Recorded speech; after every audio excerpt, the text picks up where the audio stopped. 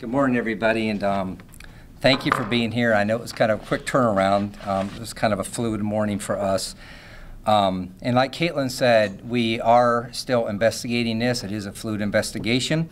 I'm going to do everything I do to give you the information about an arrest that we made around 7 o'clock this morning, and we will keep you informed of other developments that may come up as this investigation continues.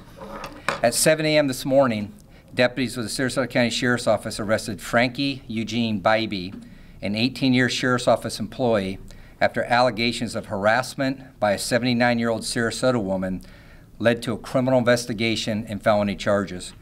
Bybee's actions were first called into question on December the 20th, 2016, when the victim reported to us that Bybee was harassing her. An internal affairs investigation was launched and quickly revealed that Bybee had befriended the victim after responding to her home for a call for service on October the 21st, 2016.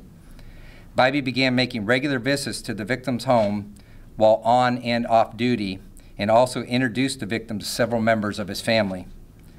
Detectives learned that Bybee took possession of the victim's dog while she was hospitalized and received a check for $1,000 in the event that the dog had any medical needs while the victim was away. Bybee deposited the money in his personal bank account and later told our detectives that he had rehomed the dog on Craigslist. The victim told us that Bybee only had permission to watch the dog while she was away and was not entitled to keep it or sell it. The photo to my left over here you can see is a text message from Bybee that he sent to the victim while she was hospitalized. It was at this time that we recognized Bybee initiated a relationship with the victim for both his personal and financial gain. On January 9th, 2017, an envelope addressed to Bybee was delivered to our main office here in Sarasota. Within the envelope were 4 checks belonging to the victim, made out to Bybee and his 3 children, totaling $65,000. When shown the check, the victim stated she didn't write or sign the checks. A forensic analysis found Bybee's fingerprint on one of the checks. He was immediately removed and placed on administrative leave. 3 days later, on January 12th, patrol deputies were called out to the victim's home. The victim reported that Bybee entered her unlocked home while wearing dark clothing and blue latex gloves. Bybee mounted the victim and, while holding her down, forced prescription medication into her mouth. The victim lost consciousness, and when she awoke, she summoned help. It was determined that her home was filled with carbon monoxide after the internal door to her garage was left open and her car was left running. Our investigation revealed that Bybee attempted to kill the victim and make it appear to be a suicide. Fortunately, she was unsuccessful and she survived the attack. With signed arrest warrants this morning, detectives today arrested Bybee and booked him into the Sarasota County Jail, where he faces the following charges: exploitation of the elderly by using his position as a law enforcement officer and person of trust to gain access to the victim's home, dog, assets, and potentially more. Bybee asked the victim for her financial account information, withheld her dog, visited her in the hospital in order to further establish and take advantage of their relationship. Petty theft for stealing the victim's checks and mailing them to the sheriff's office, where latent print examiners found Bybee's fingerprints. Forgery for unlawfully signing the victim's name on 4 checks made out to Bybee and his 3 children in a total of $65,000. Grand theft for Bybee's attempt to deprive the victim of $65,000. Grand theft for depriving the victim of her dog, which we learned would be estimated to be worth about $900. Burglary of an occupied dwelling for the offense on January the 12th, when Bybee unlawfully entered the victim's home with the intent to kill her.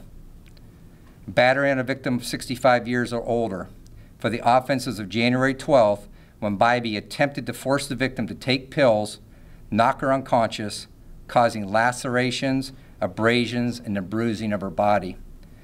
Attempted murder for the January 12th offenses in which Bybee burglarized the victim's home, attempted to force her to take prescription medication, and left her internal garage door open and the car running in order to fill her home with carbon monoxide, for the purposes of killing her and making the incident appear to be a suicide. I want to say, too, is that we have initiated, we wanted to make sure we handled Mr. Bybee with our criminal actions, and Florida statutes has certain career service rights of employees that are in public sector, and we have initiated the paperwork for his termination, which will be followed up, but we wanted to get him arrested so he couldn't victimize people anymore. I think it's important to relay to the public that Bybee's actions not only do not reflect the nearly 1,000 members of this agency who represent it every day, who are around kids, who are out there in the public, who this community has trust in. The integrity and the honor of this agency is not reflective of Frank Bybee's actions. It's beyond unacceptable an individual who works in a position of trust and guardianship to their community is capable of heinous crimes like Frankie Bybee committed. His actions are a disgrace not only to this agency, but to the law enforcement profession.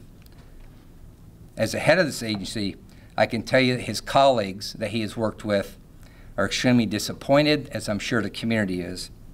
Our team of detectives, since this came about, has worked tirelessly to pursue every lead and will continue to do so and continue to gather more information because this is still an open, fluid investigation. We have a lot more work to do on this.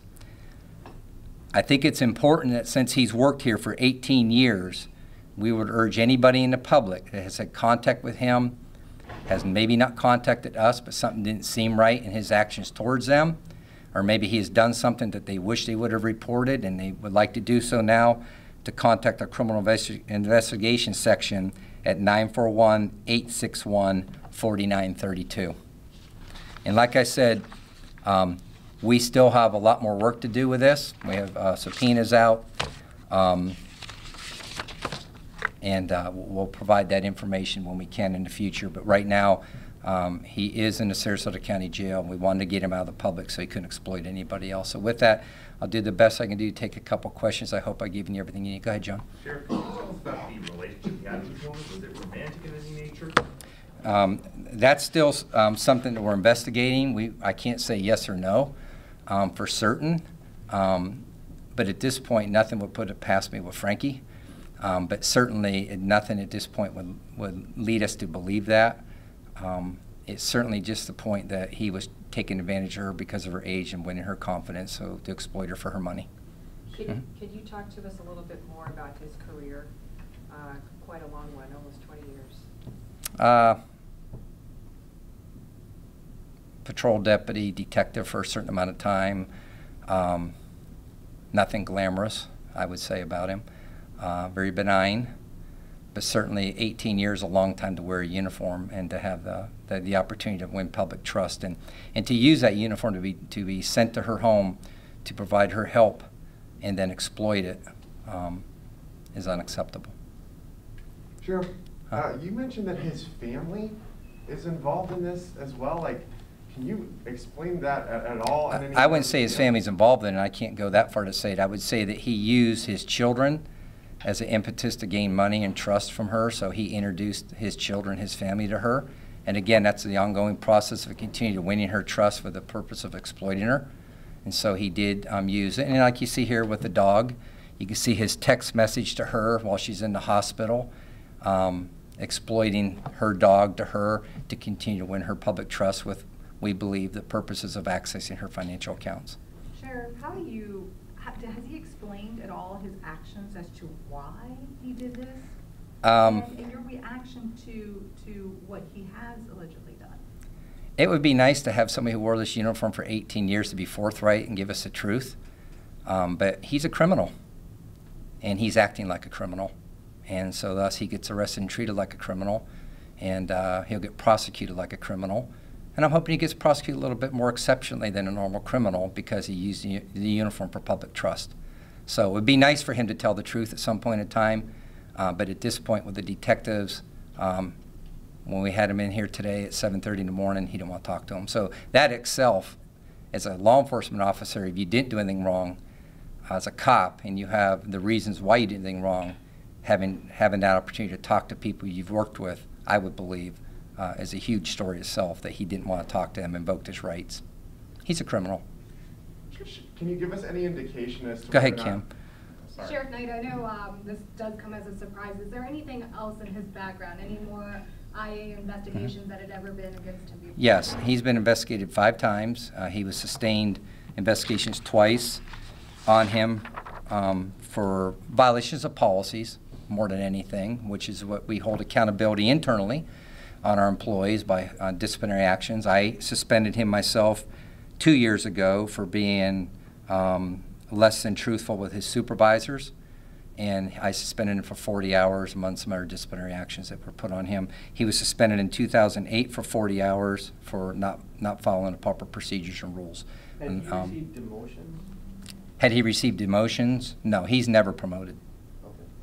Can you talk a little bit about the timeline here and when police became involved with the investigation? I know there was obviously some theft prior to the attempted murder. We started an inquiry in internal affairs on him when it came to our attention on December the 20th, was when everything was initiated.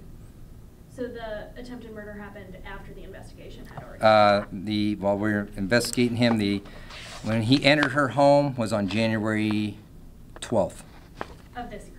of this year, when he entered her home. So the investigation had already started into The internal affairs investigation had started, and we were mirroring that with the criminal investigation too, and he was removed from duty on January 9th. Okay? Thank you, everybody.